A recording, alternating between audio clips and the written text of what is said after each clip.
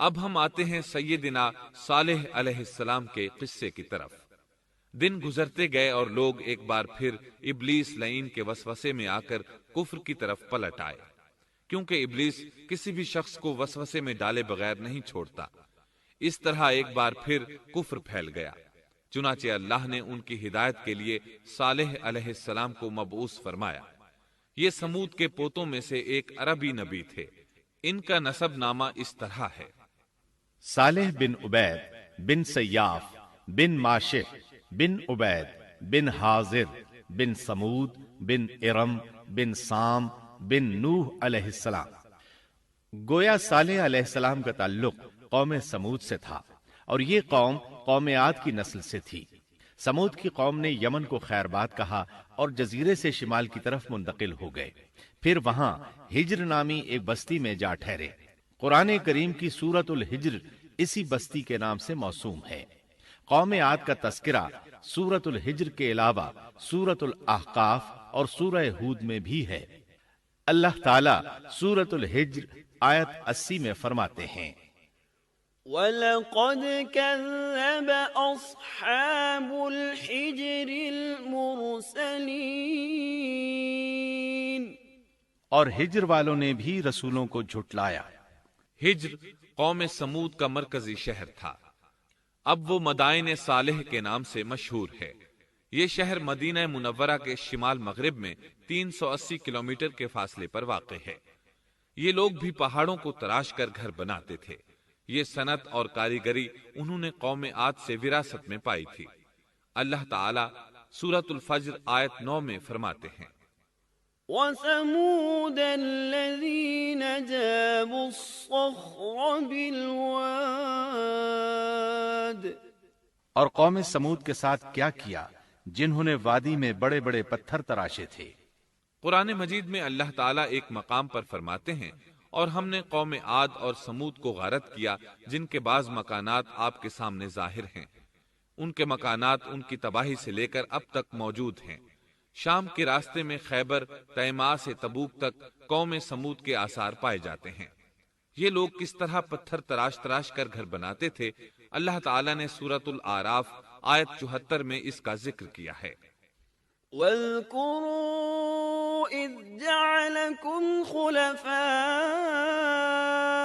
مِن بَعْدِ عَادٍ وَبَوَّأَكُمْ فِي الْأَرْضِ تَتَّخِذُونَ مِن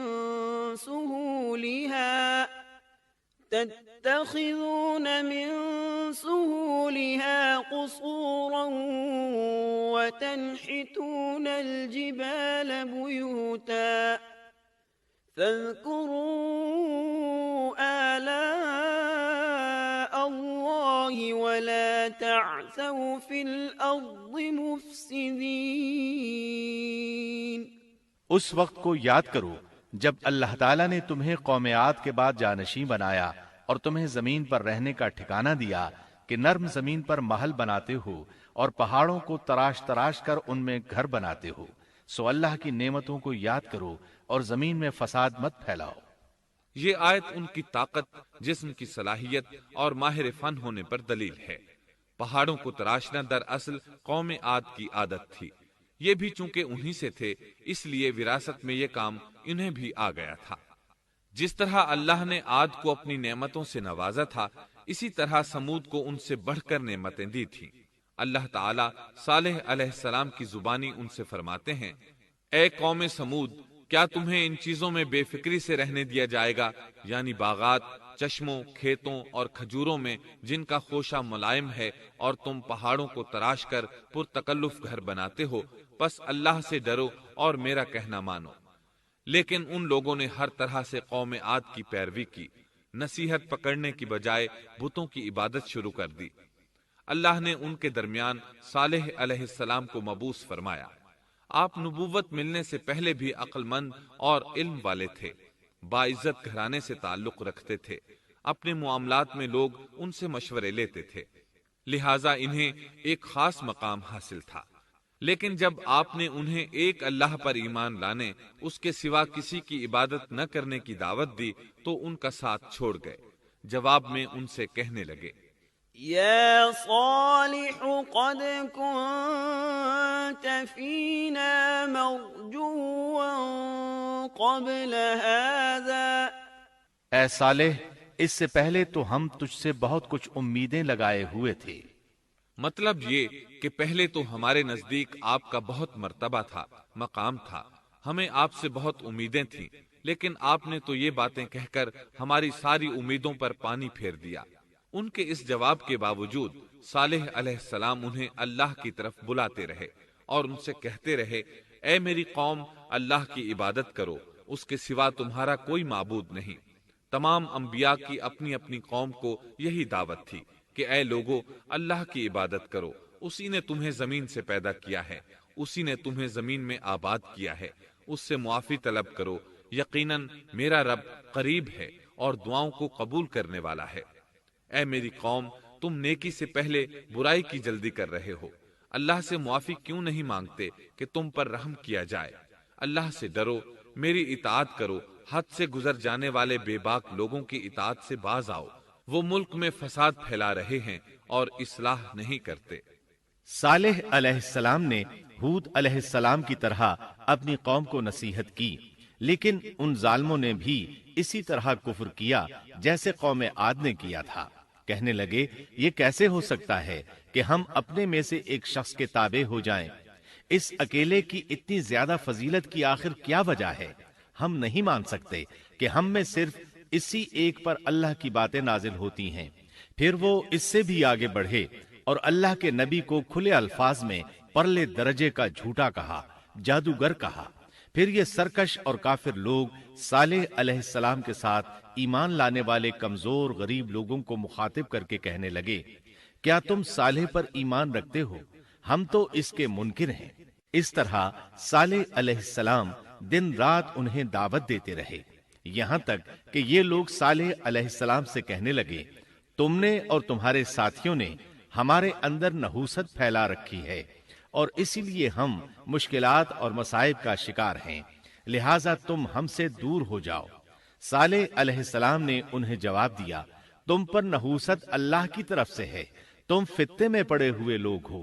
پھر اس کے بعد وہ لوگ صالح علیہ السلام سے مکمل طور پر دشمنی کرنے لگے اور انہوں نے آپ کو یہاں تک کہہ دیا کہ آپ ہماری مجلس میں نہ آیا کریں کیونکہ آپ منحوس ہیں۔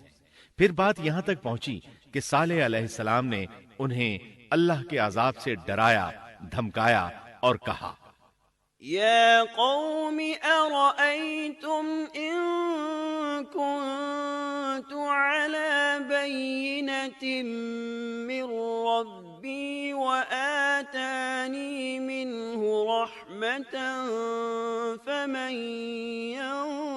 ينصرني من الله إن عصيته فما تزيدونني غير تخسير۔ اے میری قوم کے لوگو، ذرا بتلاؤ تو، اگر میں اپنے رب کی طرف سے کسی مضبوط دلیل پر ہوا اور اس نے مجھے اپنے پاس سے رحمت عطا کی ہو، پھر میں نے اس کی نافرمانی کی، تو کون ہے جو اس کے مقابلے میں میری مدد کرے؟ تم تو میرا نقصان ہی بڑھا رہے ہو۔ یعنی فرض کرو اگر میں حق پر ہوا اور یقیناً میں حق پر ہوں اور اللہ تعالیٰ نے مجھے اپنی نبوت سے بھی نوازا ہے، پھر بھی میں تمہاری باتوں میں آ کر اس کی نافرمانی کروں تو بلا شبہ اس وقت میں گھاٹے میں ہوں گا اور تم بھی خسارہ پانے والے ہوگے۔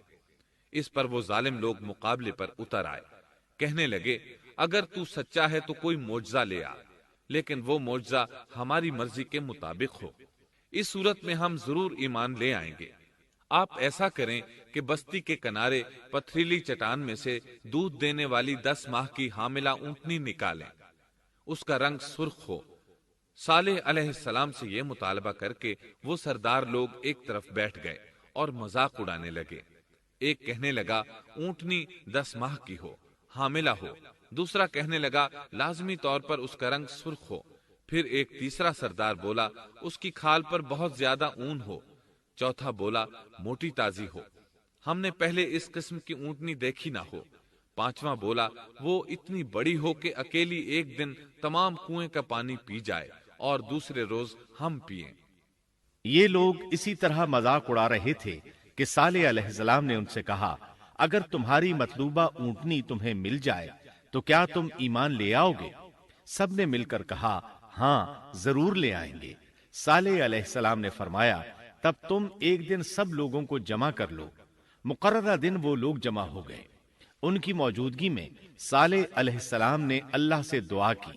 زمین پر زلزلہ طاری ہوا، ان کی آنکھوں کے سامنے چٹان پھٹی اور اس سے بالکل ویسی ہی اونٹنی نکلی جیسا کہ ان کا مطالبہ تھا۔ انہوں نے اپنی زندگی میں ایسی اونٹنی کبھی نہیں دیکھی تھی۔ اس میں وہ تمام صفات موجود تھیں جن کا ذکر ان لوگوں نے کیا تھا۔ اللہ تعالیٰ صالح علیہ السلام کی زبانی سورہ ہود آیت 64 میں فرماتے ہیں، وَيَا قَوْمِ هَٰذِهِ نَاقَةُ اللَّهِ لَكُمْ آيَةً فَذَرُوهَا تَأْكُلْ فِي أَرْضِ اللَّهِ وَلَا تَمَسُّوهَا بِسُوءٍ فَيَأْخُذَكُمْ عَذَابٌ قَرِيبٌ۔ اے میری قوم، یہ اللہ کی بھیجی ہوئی اونٹنی ہے، یہ تمہارے لیے ایک معجزہ ہے۔ اب تم اسے اللہ کی زمین میں کھاتی ہوئی چھوڑ دو اور اسے کسی طرح کی تکلیف نہ پہنچاؤ، ورنہ فوری عذاب تمہیں آ پکڑے گا۔ اس اونٹنی کو چونکہ کسی اونٹنی نے جنم نہیں دیا تھا، اس لیے اس کو ناقۃ اللہ یعنی اللہ کی اونٹنی کہا گیا۔ پھر صالح علیہ السلام نے فرمایا، لوگو سن لو، ایک دن یہ اونٹنی پانی پیے گی، ایک دن تم پیو گے، تم میں سے کوئی اسے تکلیف نہ پہنچائے، ورنہ اللہ کا بدترین عذاب تم پر نازل ہوگا۔ سورۃ القمر میں اللہ فرماتے ہیں، بے شک ہم اونٹنی کو ان کے لیے آزمائش بنا کر بھیج رہے ہیں، تم صبر کے ساتھ ان کے انجام کا انتظار کرو۔ اس نشانی کے ظہور کے بعد اللہ تعالیٰ نے صالح علیہ السلام کو مخاطب کر کے فرمایا، تم اب دیکھتے رہو کہ ان کا انجام کیا ہوتا ہے، ان کی سختیوں پر صبر کرو، ان سے کہہ دو کہ پانی پر ایک دن ان کا اختیار ہوگا اور ایک دن اس اونٹنی کا، خبردار کوئی زیادتی نہ کرے اور اس اونٹنی کو پانی پینے سے نہ روکے۔ سورۃ الشمس میں اللہ تعالیٰ فرماتے ہیں کہ ان سے اللہ کے رسول نے فرما دیا تھا کہ اللہ کی اونٹنی کی اور اس کے پانی پینے کی باری کی حفاظت کرو، یعنی اسے نہ تو پانی پینے سے روکو اور نہ ہی اسے کوئی تکلیف پہنچاؤ۔ اس معجزے کو دیکھ کر لوگ دو گروہوں میں بٹ گئے۔ بہت کم لوگوں نے صالح علیہ السلام کی پیروی کی، ان پر ایمان لائے، جبکہ اکثر لوگ پھر بھی اپنے کفر پر ڈٹے رہے۔ اللہ تعالیٰ فرماتے ہیں، ان لوگوں نے خود معجزے کا مطالبہ کیا تھا، لیکن اس کو اپنی آنکھوں سے دیکھنے کے باوجود ظلم پر اڑے رہے اور کفر پر اصرار کرتے رہے۔ سورۃ الحجر آیت 81 میں اللہ فرماتے ہیں، وَآتَيْنَاهُمْ آيَاتِنَا فَكَانُوا عَنْهَا مُعْرِضِينَ۔ اور انہیں ہم نے اپنی نشانیاں بھی عطا فرمائی تھیں، لیکن پھر بھی وہ ان سے گردن موڑنے والے ہی رہے۔ اسی طرح سورہ بنی اسرائیل میں اللہ تعالیٰ فرماتے ہیں، ہم نے قوم سمود کو نشان کے طور پر اونٹنی عطا فرمائی تھی، لیکن انہوں نے اس پر ظلم کیا۔ بلا شبہ وہ ایک واضح نشانی تھی، کوئی شخص یہ نہیں کہہ سکتا تھا کہ جادوگروں نے اسے پیدا کیا ہے۔ وہ اونٹنی ان میں موجود رہی، ان کے علاقے میں جہاں چاہتی چرتی، جب کنویں پر پانی پینے جاتی تو سارا پانی پی جاتی، وہ لوگ اس کا دودھ پیتے، دودھ سب کے لیے کافی ہو جاتا۔ ان کی آنکھوں کے سامنے اس نے ایک بچے کو جنم دیا، وہ شکل صورت میں بالکل اپنی ماں جیسا تھا، لوگ اسے دیکھ کر تعجب کرتے۔ بچہ اونٹنی کے ساتھ رہتا، یہ ایک واضح نشانی تھی، اس پر جادو کا گمان کیا ہی نہیں جا سکتا تھا۔ وہ اونٹنی ایک عرصے تک ان لوگوں میں رہی۔ اللہ فرماتے ہیں، ہم نے قوم سمود کو بطور نشان کے ایک اونٹنی دی تھی، لیکن انہوں نے اس پر ظلم کیا۔ حالانکہ یہ نشانیاں ہم لوگوں کو ڈرانے کے لیے ہی بھیجتے ہیں۔ وہ لوگ اس اونٹنی کو دیکھ کر متعجب ضرور ہوئے، لیکن ایمان پھر بھی بہت کم لوگ لائے، حالانکہ اس نشانی کے بعد انہیں چاہیے تھا ایمان لے آئیں۔ پھر ایک دن قوم کے سرداروں نے مشورہ کیا کہ اگر ہم نے صالح کو اسی طرح چھوڑ دیا تو کہیں لوگ ہمیں نہ چھوڑ دیں اور صالح کے پیروکار بن جائیں۔ اس اونٹنی نے تو ہمیں مصیبت میں ڈال دیا ہے، ہم پورا ایک دن پانی کو چھو بھی نہیں سکتے، کیونکہ یہ سارا دن پانی پیتی رہتی ہے۔ پھر یہ اس قدر دیو ہیکل ہے کہ اسے دیکھ کر ہماری بکریاں بھاگ جاتی ہیں، اونٹ اسے دیکھ کر خوفزدہ ہو جاتے ہیں، لہٰذا ہمیں چاہیے کہ اس سے چھٹکارا حاصل کر لیں۔ وہ آپس میں مشورہ کرتے رہے، آخر انہوں نے ایک آدمی منتخب کیا۔ مورخین کا اس پر اتفاق ہے کہ اس کا نام قدار بن سالف تھا، اس کے ساتھ اس کا ایک ساتھی بھی تھا۔ ان دونوں نے مل کر اونٹنی کو قتل کیا۔ اللہ تعالیٰ سورۃ القمر آیت 29 اور 30 میں فرماتے ہیں، فنادوا صاحبهم فتعاطى فعقر فكيف كان عذابي ونذر۔ پھر انہوں نے اپنے ساتھی کو بلایا، تب اس نے ہاتھ بڑھایا اور اس کی کونچیں کاٹ دیں، پھر دیکھا ہمارا عذاب اور ڈراوا کیسا تھا۔ اس قدار کے بارے میں نبی کریم صلی اللہ علیہ وسلم کا ارشاد ہے کہ پہلے لوگوں میں سے سب سے زیادہ بدبخت یہی تھا۔ اللہ تعالیٰ نے قرآن مجید میں اس کا ذکر یوں فرمایا ہے، فنادوا صاحبہم، پھر انہوں نے اپنے ساتھی کو پکارا۔ سورۃ الشمس میں اللہ فرماتے ہیں، اذ انبعث اشقاها، جب ان میں بڑا بدبخت شخص اٹھ کھڑا ہوا۔ یہ بدبخت قدار اٹھا، اپنے ساتھی کو ساتھ لیا اور اونٹنی کو قتل کرنے کے لیے تیار ہو گئے۔ آپس میں مشورہ ہوا کہ یہ نہ کہا جائے ہم نے اسے قتل کیا ہے۔ اس طرح باقی لوگوں نے بھی ان سے اتفاق کیا۔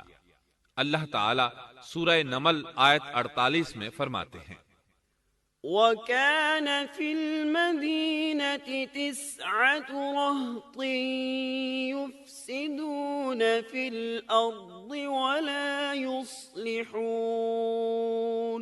اور اس شہر میں 9 آدمی ایسے تھے جو زمین میں فساد کرتے تھے اور اصلاح نہیں کرتے تھے۔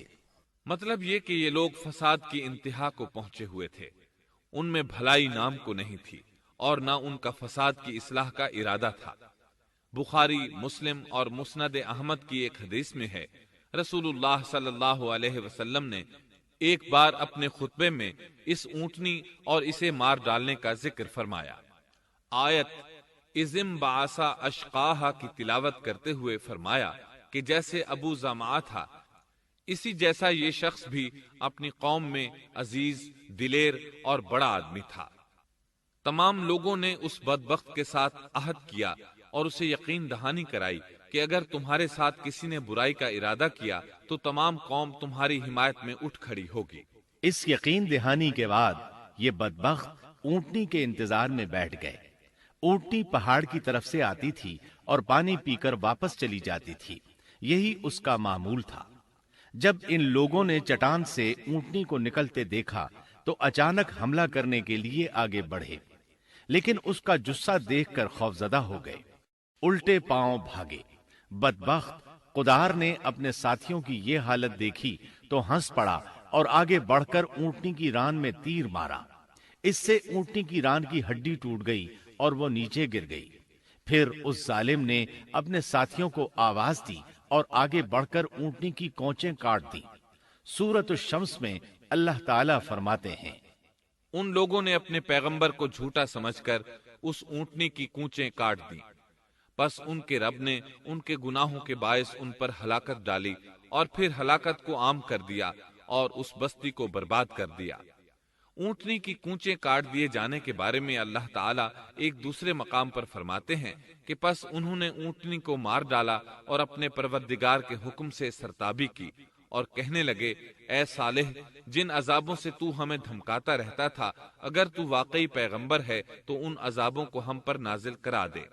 اونٹنی پر حملہ ہوتے ہی اس کا بچہ بھاگ نکلا تھا۔ وہ پہاڑ کی چوٹی پر چڑھ گیا، 3 مرتبہ بلبلایا۔ یہ بدبخت اس کے پیچھے بھاگے اور آخر اسے بھی قتل کر دیا۔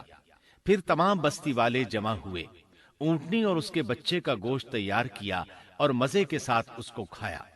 اس جرم میں ان سب نے شرکت کی، البتہ جو لوگ صالح علیہ السلام پر ایمان لے آئے تھے وہ الگ تھلگ رہے۔ صالح علیہ السلام کو جب یہ خبر ملی تو وہ گھبرائے ہوئے اونٹنی کے پاس پہنچے۔ اونٹنی بے جان پڑی تھی، اس کا بچہ بھی بے جان تھا۔ لوگ ان کے گرد جمع تھے اور ان کا گوشت کھا رہے تھے۔ اس وقت صالح علیہ السلام نے ان سے کہا، فقال تمتعوا في داركم 3 أيام ذلك وعد غير مكذوب۔ اس پر صالح نے کہا کہ اچھا تم 3 دن تک اپنے گھروں میں رہ سہ لو، یہ وعدہ جھوٹا نہیں ہے۔ مطلب یہ کہ تمہیں صرف 3 دن کی مہلت ہے، اس کے بعد تم سب کے سب ہلاک کیے جاؤ گے۔ وہ صالح علیہ السلام کی بات کو رد کرتے ہوئے انہیں دھمکیاں دینے لگے کہ جن عذابوں کا تو ہم سے وعدہ کر رہا ہے، اگر تو سچا ہے تو ان کو ہم پر نازل کر دے۔ اس کے بعد وہ جمع ہو کر مشورہ کرنے لگے کہ آج رات صالح کو بھی مار ڈالو۔ ان کے اس مشورے کے بارے میں اللہ تعالیٰ سورۃ النمل آیات 48 اور 49 میں فرماتے ہیں، اس شہر میں 9 سردار تھے، وہ زمین میں فساد پھیلاتے رہتے تھے اور اصلاح نہیں کرتے تھے۔ انہوں نے آپس میں بڑی بڑی قسمیں کھا کھا کر عہد کیا کہ رات ہی کو صالح اور اس کے گھر والوں پر چھاپا ماریں گے اور اس کے وارثوں سے صاف کہہ دیں گے کہ ہم اس کے اہل کی ہلاکت کے وقت موجود نہیں تھے اور ہم بالکل سچے ہیں۔ اب یہ لوگ صالح علیہ السلام کے گھر کی طرف چلے۔ اللہ تعالیٰ سورۃ النمل آیات 50 اور 51 میں فرماتے ہیں، وَمَكَرُوا مَكْرًا وَمَكَرْنَا مَكْرًا وَهُمْ لَا يَشْعُرُونَ فَانظُرْ كَيْفَ كَانَ عَاقِبَةُ مَكْرِهِمْ أَنَّا دَمَّرْنَاهُمْ وَقَوْمَهُمْ أَجْمَعِينَ۔ اور انہوں نے ایک داؤ کھیلا، سو ہم نے بھی ایک ایسا داؤ کھیلا کہ انہیں خبر بھی نہ ہوئی۔ پھر دیکھو کہ ان کے داؤ کا کیا انجام ہوا، ہم نے انہیں اور ان کی ساری قوم کو ہلاک کر دیا۔ صالح علیہ السلام کا گھر پہاڑ کی بلندی پر تھا۔ یہ فسادی لوگ ابھی اوپر چڑھ رہے تھے کہ زمین حرکت کرنے لگی۔ ایک چٹان اوپر سے لڑھکتی ہوئی آئی اور ان تمام کو پیس کر رکھ دیا۔ ان 9 فسادی لوگوں کی ہلاکت کے ساتھ ہی اللہ کے عذاب کی ابتدا ہو چکی تھی۔ چنانچہ صالح علیہ السلام نے اپنے ساتھیوں کے ساتھ اس بستی کو چھوڑ دیا، یعنی وہ ہجر کے علاقے سے نکل گئے۔ صبح ہوئی تو لوگوں نے ایک عجیب منظر دیکھا۔ قوم سمود کے تمام لوگوں کے چہرے زرد پڑ چکے تھے، وہ سب رونے لگے کیونکہ عذاب کے آثار شروع ہو چکے تھے۔ دوسرے دن تمام لوگوں کے چہرے آگ کی طرح سرخ ہو گئے اور تیسرے دن تمام کے چہرے سیاہ ہو چکے تھے۔ اپنی یہ حالت دیکھ کر سب لوگ رونے اور چیخ پکار کرنے لگے، اپنی قبریں کھودنے لگے۔ اب انہیں یقین ہو چکا تھا کہ عذاب کا وعدہ برحق تھا۔ اللہ تعالیٰ نے انہیں پہلی قوموں کی طرح ایک قسم کا عذاب نہیں دیا تھا، جیسے قوم نوح کو صرف طوفان کے ذریعے ہلاک کیا گیا، قوم عاد کو صرف طوفانی ہوا کے ذریعے ہلاک کیا گیا، لیکن قوم سمود کو اللہ تعالیٰ نے طرح طرح کے عذابوں سے دوچار کیا، اس لیے کہ انہوں نے اپنی مطلوبہ شرط پوری ہونے کے باوجود ایمان قبول نہیں کیا تھا۔ عذاب کی ابتدا زلزلے سے ہوئی، زمین حرکت کرنے لگی۔ اس کی وجہ سے وہ لوگ اپنے گھروں میں اوندھے کے اوندھے پڑے رہ گئے، ان میں اٹھنے کی طاقت تک نہ رہی۔ پھر آسمان میں سخت کڑاکا ہوا، اس کی ہولناک دہشت انگیز چنگھاڑ نے ان کے بھیجے پھاڑ کر رکھ دیے۔ ایک ہی لمحے میں ایک ساتھ وہ سب ڈھیر ہو گئے۔ ان کی ہلاکت اور تباہی کو بیان کرتے ہوئے اللہ تعالیٰ سورۃ الزاریات آیات 43 تا 45 میں فرماتے ہیں، وَفِي ثَمُودَ إِذْ قِيلَ لَهُمْ تَمَتَّعُوا حَتَّى حِينٍ فَعَتَوْا عَنْ أَمْرِ رَبِّهِمْ فَأَخَذَتْهُمُ الصَّاعِقَةُ وَهُمْ يَنظُرُونَ فَمَا اسْتَطَاعُوا مِنْ قِيَامٍ وَمَا كَانُوا مُنْتَصِرِينَ۔ اور سمود کے قصے میں بھی عبرت ہے، جب ان سے کہا گیا کہ تم کچھ دن تک فائدہ اٹھا لو لیکن انہوں نے اپنے رب کے حکم سے سرتابی کی، اس پر انہیں ان کے دیکھتے دیکھتے تیز و تند کڑاکے نے ہلاک کر دیا، پس نہ تو وہ کھڑے ہو سکے اور نہ بدلہ لے سکے۔ اسی طرح سورہ ہود میں اللہ تعالیٰ نے ان کی تباہی کا نقشہ اس طرح کھینچا ہے کہ ایک زور کی کڑک نے ان ظالموں کو آ لیا، پھر تو وہ اپنے گھروں میں زانوں کے بل مردہ پڑے رہ گئے، ایسے گویا کہ وہ کبھی آباد ہی نہ تھے۔ سورۃ القمر میں اللہ نے ان کی رسوائی ان الفاظ میں بیان کی ہے: ہم نے ان پر ایک چیخ بھیجی، پھر وہ ایسے ہو گئے جیسے کانٹوں کی باڑ کا چورا۔ دوسری طرف صالح علیہ السلام اور ان کے ساتھیوں کو اللہ تعالیٰ نے اپنی رحمت سے نجات دی۔ اللہ تعالیٰ سورہ ہود آیت 66 میں فرماتے ہیں: فلما جاء أمرنا نجينا صالحا والذين آمنوا معه برحمة منا ومن خزي يومئذ إن ربك هو القوي العزيز۔ پھر جب ہمارا فرمان آ پہنچا، ہم نے صالح اور ان پر ایمان لانے والوں کو اپنے فضل سے اس سے بچا لیا اور اس دن کی رسوائی سے بھی۔ یقیناً تیرا پروردگار نہایت توانا اور غالب ہے۔ اس قوم کے آثار آج تک باقی ہیں۔ مدینہ منورہ کے شمال مغرب میں ان کے گھر موجود ہیں۔ اب یہ علاقہ مدائن صالح کے نام سے مشہور ہے۔ سورۃ النمل میں اللہ تعالیٰ فرماتے ہیں: پس یہ ان کے گھر ہیں جو ان کے ظلم کے سبب ویران پڑے ہیں، بے شک اس میں دانش مندوں کے لیے نشانیاں ہیں۔ اللہ تعالیٰ نے ان کے نشانات کو آج تک باقی رکھا ہے تاکہ بعد میں آنے والوں کو یقین ہو جائے اور کسی قسم کا شک نہ رہے۔ عذاب کے آثار نمودار ہونے پر صالح علیہ السلام نے ان سے فرمایا تھا: اے میری قوم، میں نے تمہیں اپنے پروردگار کا حکم پہنچا دیا تھا اور میں نے تمہاری خیر خواہی کی، لیکن تم لوگ خیر خواہوں کو پسند نہیں کرتے۔ اس کے بعد صالح علیہ السلام اپنے ساتھیوں کے ساتھ وہاں سے ہجرت کر کے فلسطین آ گئے، وہیں رملہ نامی بستی میں رہنے لگے اور یہیں آپ کی وفات ہوئی۔ نبی کریم صلی اللہ علیہ وسلم صحابہ کرام رضی اللہ عنہم کے ساتھ تبوک تشریف لے گئے تو آپ نے مدائن صالح کے قریب قیام فرمایا تھا۔ صحابہ نے ان کنووں سے پانی لے لیا جو قوم سمود کے استعمال میں رہے تھے، کچھ برتن بھی وہاں سے لے لیے۔ آپ کو پتہ چلا تو آپ نے حکم فرمایا: ان برتنوں کو توڑ دو اور اس پانی کو بہا دو اور اس پانی سے جو کھانا تیار کیا ہے اس کو الٹ دو۔ آپ نے انہیں ان گھروں میں داخل ہونے سے بھی روک دیا جن میں اللہ کا عذاب نازل ہوا تھا۔ آپ صلی اللہ علیہ وسلم نے فرمایا: میں ڈرتا ہوں تم پر بھی ایسا عذاب نہ آ جائے جیسا ان پر آیا تھا، اس لیے ان کے علاقے میں داخل نہ ہوا کرو، اور اگر داخل ہونا پڑ جائے تو روتے ہوئے داخل ہوا کرو، اور رونا نہ آئے تو رونے جیسی شکلیں بنا لیا کرو تاکہ تمہارا شمار ظالموں میں نہ ہو۔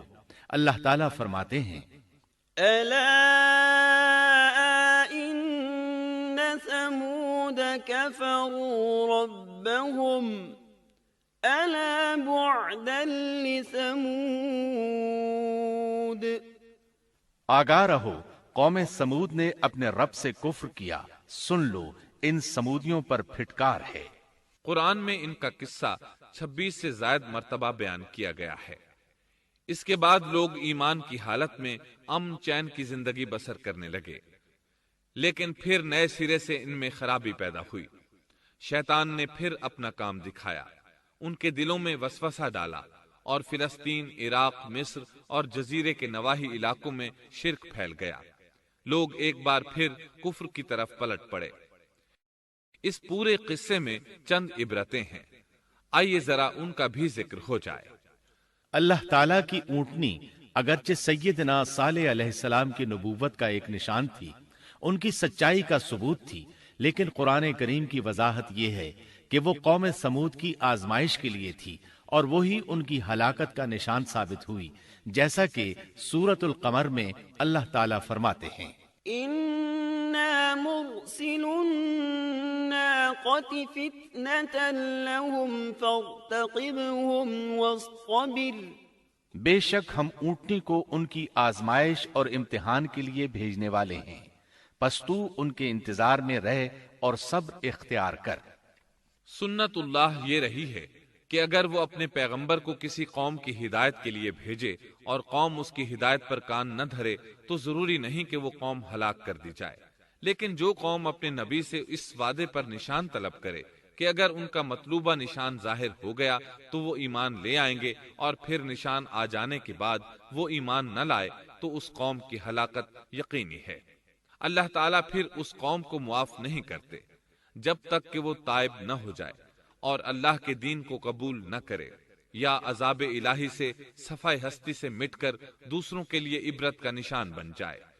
لیکن اس سنت سے نبی کریم صلی اللہ علیہ وسلم کی امت مستثنا ہے، اس لیے کہ آپ صلی اللہ علیہ وسلم نے وضاحت فرمائی ہے، میں نے اللہ تعالیٰ سے دعا مانگی ہے کہ اللہ تعالیٰ میری امت میں عذاب عام مسلط نہ فرمائے، اور اللہ نے میری دعا قبول فرما لی۔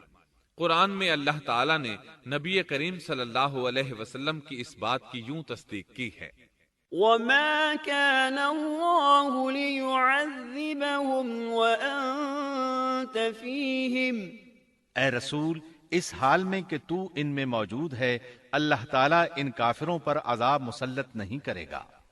اور یہ ایک خطرناک غلطی ہے، نفس کا دھوکہ ہے کہ انسان عیش و عشرت اور دنیاوی جاہ و جلال کو دیکھ کر یہ خیال کر بیٹھے، یہ گمان کر لے کہ جس قوم یا فرد کے پاس یہ سب کچھ موجود ہے وہ ضرور اللہ تعالیٰ کے سائے میں ہے، اور یہ کہ ان کی یہ خوش عیشی اس بات کی علامت ہے کہ اللہ تعالیٰ کی خوشنودی ان کے ساتھ ہے۔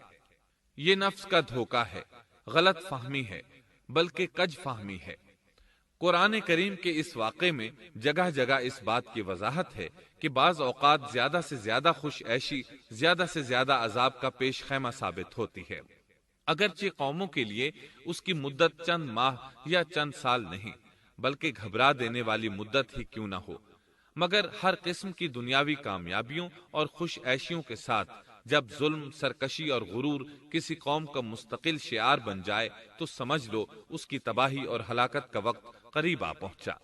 اللہ تعالیٰ فرماتے ہیں، تیرے رب کی پکڑ بہت سخت ہے، لیکن اس کے ساتھ ہی یہ بات بھی ہے کہ کسی قوم میں تمام تر خرابیوں کے باوجود اگر قوم سے اکثر افراد اللہ کے شکر گزار ہوں، اس کے بندوں کے ساتھ انصاف کرنے والے اور آپس میں نیک نیت اور خیرخواہی کرنے والے ہوں تو بلا شبہ وہ اللہ کے ہاں مقبول بندے ہیں، اور انہی کو دنیا اور آخرت کی کامیابیوں کی بشارت ہے، اور انہی کے لیے یہ دنیاوی عیش اللہ کی بے انتہا نعمتوں کی علامت ہے۔ انہی الفاظ پر سیدنا صالح علیہ السلام کا قصہ اختتام کو پہنچا۔